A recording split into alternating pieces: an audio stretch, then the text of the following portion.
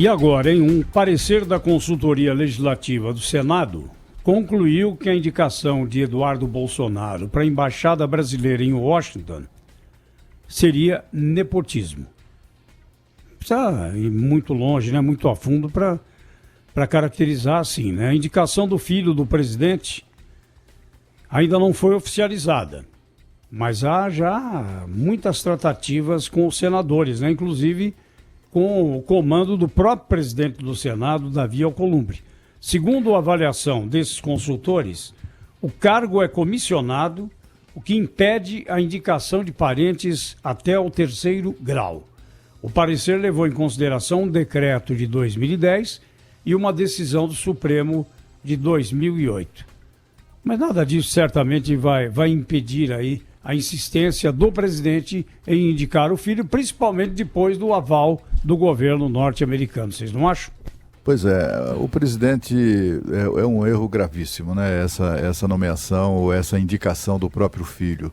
Eu tenho a impressão que o nepotismo se configura até por outras razões. Eu acho até mais óbvia, mais simples, né? Há uma relação direta de subordinação entre o presidente da República e o seu embaixador em qualquer lugar do mundo, em qualquer representação brasileira, qualquer representação diplomática. A alegação do Palácio do Planalto, do governo, e com base, inclusive, em decisões do Supremo, porque o Supremo tem ali um leque de opções, né, de decisões. Aí, assim se lhe parece. Tem tanto decisões que sustentam a argumentação dos técnicos, como tem decisões que sustentam também a argumentação do governo. Essa que o governo lança a mão é a mesma lógica que faz com que o Supremo Tribunal Federal indique o filho de um ministro do próprio Supremo para ser ministro do Tribunal Superior Eleitoral, como aconteceu recentemente com o filho do ministro Carlos Mário Veloso, que foi presidente do Supremo, inclusive. Ele é aposentado. Como se sabe, no Supremo não existe ex-ministro, existe ministro aposentado. Ele continua ministro com todas as suas prerrogativas, inclusive salariais. O nepotismo se configura pelo fato de que há uma subordinação direta. Eles dizem que a subordinação do embaixador é ao ministro das Relações Exteriores. Isso é falso. O embaixador, por definição, e isso inclusive está na lei, o embaixador é representante pessoal do presidente da República junto ao governo acreditado. Não é nem, muita gente fala, é o representante do Estado, representante do governo. Não é nada disso. O embaixador é representante, até representa o Estado e o governo, mas ele é sobretudo representante pessoal do chefe de Estado e do chefe de governo, quando o mandatário acumula as duas funções de Estado e de governo, como é o caso do Brasil. Então, assim, o nepotismo é claríssimo. Agora, eu acho que o erro maior, além desse, a meu ver, mais grave do que esse, da prática do nepotismo, de um lado, como presidente, ele nomear alguém despreparado para o cargo, né?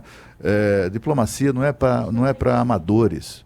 E muito menos o chefe do posto mais importante do Brasil lá fora, que é o do embaixador, de embaixador do Brasil nos Estados Unidos. Colocar alguém ali, um principiante, alguém que não faz a menor ideia do que é ser um embaixador, que não foi qualificado para isso, é um erro gravíssimo do presidente da República. Cláudio. E como pai também, ele está colocando na biografia do filho essa pecha. O deputado Eduardo Bolsonaro, ele Thaís, até o fim dos seus dias, ele será citado como foi citado até o fim dos seus dias, como um verdadeiro bundão, o genro do ditador Getúlio Vargas, nomeado por ele para ser embaixador em Washington. Ele acabou ganhando o apelido de Alzirão, né? Esse Eduardo Bolsonaro, ele vai, até o fim dos seus dias, ser conhecido como aquele cara que só foi embaixador do Brasil porque era filho do homem. Pois é, eu estou começando a achar, depois que saiu esse documento lá feito pelos consultores do Senado, tem ali uma leitura de bastidores dos consultores políticos de que não há voto na comissão especial para aprovação, quer dizer, o constrangimento está absolutamente instalado. Não é um bode que está na sala, é uma... Como é que fala o conjunto de bodes? Não é matilha? Alguém sabe? Matilha de lobo, né? Matilha de lobo, Bodaço.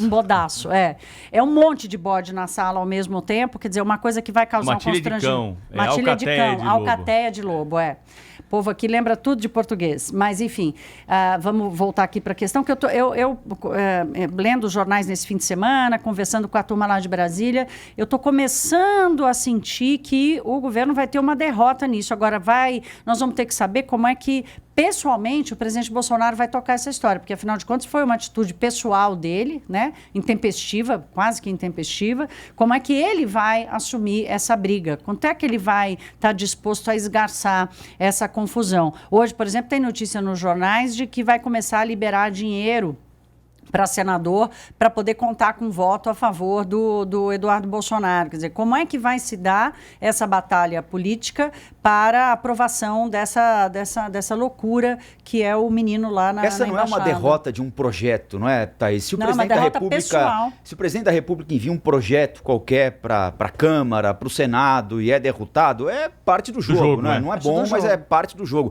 Agora ali, ele empenhou, como o Cláudio lembrou, uma questão particular, né? O Eduardo Bolsonaro não fosse filho do presidente da República, ele jamais passaria pela calçada da Embaixada Brasileira em Washington. Não faz o menor sentido a indicação. A gente jamais imaginaria o Eduardo Bolsonaro sendo nomeado para qualquer embaixada no mundo, muito menos a Embaixada Brasileira nos Estados Unidos. Então, é óbvia a relação entre o pai e o filho, o presidente e a nomeação do embaixador. É óbvia e fundamental para essa indicação. Então, uma eventual derrota... Imaginem uma votação no plenário do Senado em que o Eduardo Bolsonaro não consiga os votos necessários para ser nomeado embaixador brasileiro em Washington. Quer dizer, é uma derrota, é uma tonelada de carga que cai não só nas costas do Eduardo Bolsonaro, aliás, menos nas costas do Eduardo Bolsonaro, porque o Eduardo Bolsonaro, enfim. Agora, nas costas do presidente da República. Por isso, eu também, sinceramente, não entendo de forma alguma uma nomeação. Ele vai ter que renunciar ao cargo, né, Rafael? Se ele seguir em diante aí esse projeto, ele tem que renunciar ao cargo. Ele renuncia antes da aprovação? Vai ter que renunciar antes. Para ser submetido à votação? Para ser submetido, ele já tem que renunciar? Porque é incompatível, né? Ele não pode ser deputado e exercer o cargo de embaixador. Não, viu? Né, Cláudio? Mas do ponto de vista do processo, se ele for aprovado, não é? Se for para ser nomeado, é que ele vai ter que renunciar ao cargo de Então ele poderia ser submetido ser aprovado. aí. É uma discussão boa também. Mas a questão será que ele vai ser aprovado na comissão? É na comissão que não tem voto. Mas de qualquer maneira, da comissão ele vai para o plenário, né? Vai pro plenário. De qualquer maneira, tem a votação no plenário. Mas é votação secreta, né? Aí também qual tipo de negociação? E ele está pedindo para que seja aberta, né? O Eduardo está pedindo para que seja eu não acredito, assim, se for para votação, eu não acredito em derrota do governo. O governo não vai levar a votação se não tiver certeza da vitória. É preciso lembrar também que não é da tradição, digamos assim, o Senado, a tradição do Senado é outra, é de aprovar, seja qual for, a indicação do presidente da República. O único caso, a única exceção que aconteceu foi envolvendo, eu acho que já falei aqui antes, foi envolvendo Guilherme Patriota, irmão do Antônio Patriota, que era o 2015. Chefe, que era o chanceler do governo da Dilma, e aí a Dilma não conseguia passar nada no Congresso Nacional naquela ocasião, e os dois também, né, tanto o Guilherme Patriota como o Antônio Patriota, tinham os seus próprios problemas, digamos assim, de serem aceitos pelos senadores. Aí ele foi rejeitado, mas é um caso muito raro. Mas é assim, a derrota do Guilherme Patriota não se compara nem de longe a uma eventual derrota de Eduardo Bolsonaro. Será uma desmoralização absurda. E só de não colocar no plenário, não é, Cláudio? Já seria já é uma derrota. Uma derrota, né? Lembrando que de 81 senadores, 80, né? Porque acho que o presidente Davi Alcolumbre não vai votar, ele precisaria de 41 senadores. Então, de 80 no plenário, ele precisa do voto de 41 para ser indicado como embaixador brasileiro em Washington. Não é qualquer coisa, né? Também não sei por que precisa passar pelo Senado, viu? Para levantar outra discussão. Se a escolha é pessoal do presidente da República, por que tem que passar pelo Senado? Olha, a Constituição de 88, viu, tramou bem aí para o Legislativo. Olha, coletivo de bode, vamos lá? Coletivo de bode. Bom, é gado caprino. É o que se usa aqui no Brasil, em português brasileiro. Em Portugal se usa a expressão fato para designar, ou rebanho.